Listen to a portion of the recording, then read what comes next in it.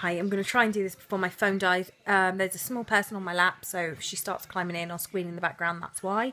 But this is not to say to a surrogate or an IP. Now, this isn't all of it. Not all of it is stuff you shouldn't say. Some of it is just the most common stuff, the stuff that every surrogate and IP will, at some point will have been asked one or many of these questions on several occasions.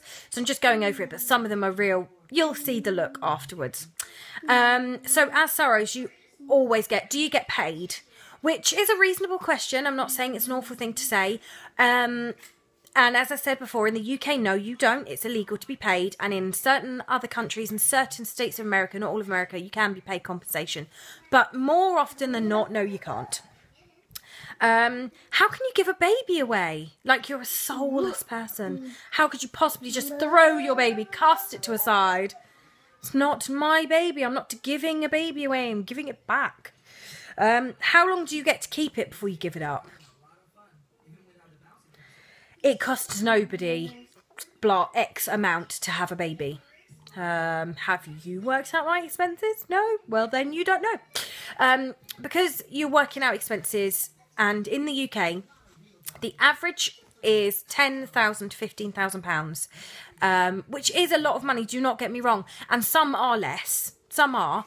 But don't forget that a large chunk of it is loss of earnings, but not just for the pregnant person, for a husband, because when you've given birth, you take time off of work, as does your husband. Even if you get maternity pay, you only get like 90% for a couple of weeks or whatever. If you end up taking time off at the end of pregnancy because of pregnancy complications, you then get statutory maternity pay. Well, why should you have your wages cut down to like 1/5 and live off of that because you're doing someone a favour? And I don't mean that in the rude way to IPs. You should live exactly how you would have lived financially if you weren't pregnant, and your husband's wages have to be covered as well if you've got one, or your partner or your mum or whoever takes time off to look after your kids when you have a baby or if you go to hospital. Childcare, fuel, parking fees, they add up when you go into hospital. Convenience foods, as well as a healthy food, you do get like more money for food, fresh fruit, veg and vitamins and all that lot. Convenience foods are really handy when you're in the beginning of pregnancy or if you're having treatment. It doesn't just have to be takeaways, it can be easy cook food. When you've got seriously bad morning sickness or just after you've given birth, trust me, you do not want to be standing in the kitchen spending 4 hours doing a stew. As well as like the obvious things, maternity clothes, underwear, sanitary stuff. Don't forget, you don't just need pads for once you've given birth. You sometimes need them throughout the pregnancy. Things like OPKs and pregnancy tests and all that lot can be lumped in as well, but they're usually pre-pregnancy. Kennels, gardener, cleaner if you have really bad problems, you're in hospital for a long time, chiropractor if you have a lot of issues. I mean, it all adds up and you really don't get it, but if you sit there and jot down everything, it adds up really quickly. My expenses are not high scale at all. They are, you know, very boring, but some people can do. If you're in a high paid job, your expenses are going to be high. Anyway, I'm ranting about that, but that's the one most people ask, and I should probably do a separate one on expenses at some point. If anyone's interested, shout below. Even if you're a GS getting told that the baby must be yours, no, well, you grew it. Epigenetics are a thing, don't get me wrong, but that doesn't make the baby yours. Or as a famous person said, not famous, it's a jokey famous, in one of the groups, the baby's more closely related to the birth mother regardless of whether you've done GS or not, which is why everyone should just do traditional. Okay, that's how it works. How does your husband cope with you being pregnant by another man? To be fair, some are fine with it. Some find it a lot harder. They didn't realise it was going to be harder. It's very, very person dependent. But a lot of us do get asked. One of my favourite ones, did you have to sleep with the father then?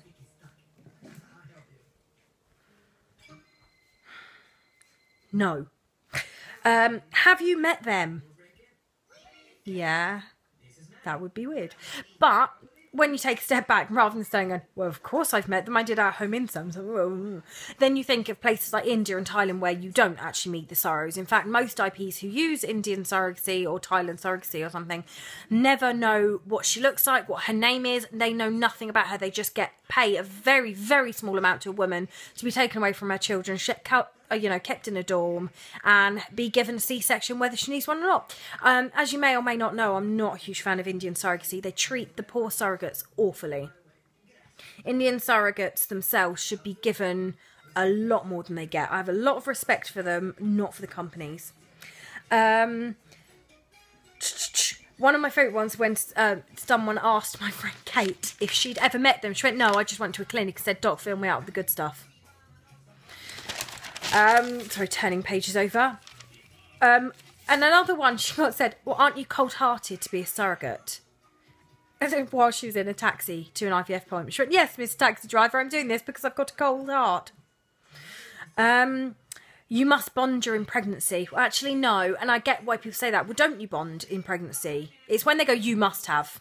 I've just told you I haven't. Yeah, but you must have. Why? Because you say so. It doesn't actually change that I didn't.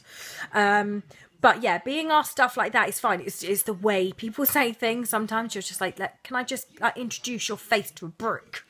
Do you miss your baby? I miss my two that are at school right now. I don't miss Edith. She's right there. I kind of miss her because she's not in my arms. But yeah, I miss George and Alice because, you know, they're not with me. They're at school. Sorrow baby. No, he's not mine. I mean, he's cute and everything, but no, he's not my baby. I don't miss a baby that isn't mine. So yeah, that's a surrogate one. Sorry, ranty, ravey little fruit job.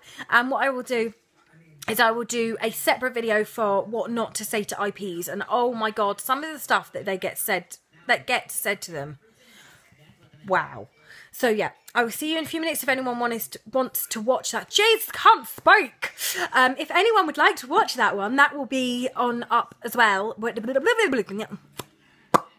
However, trust me, that's way more interesting, some of the stuff that gets said to IPs than what's said to surrogates. Even I was like, are you kidding me?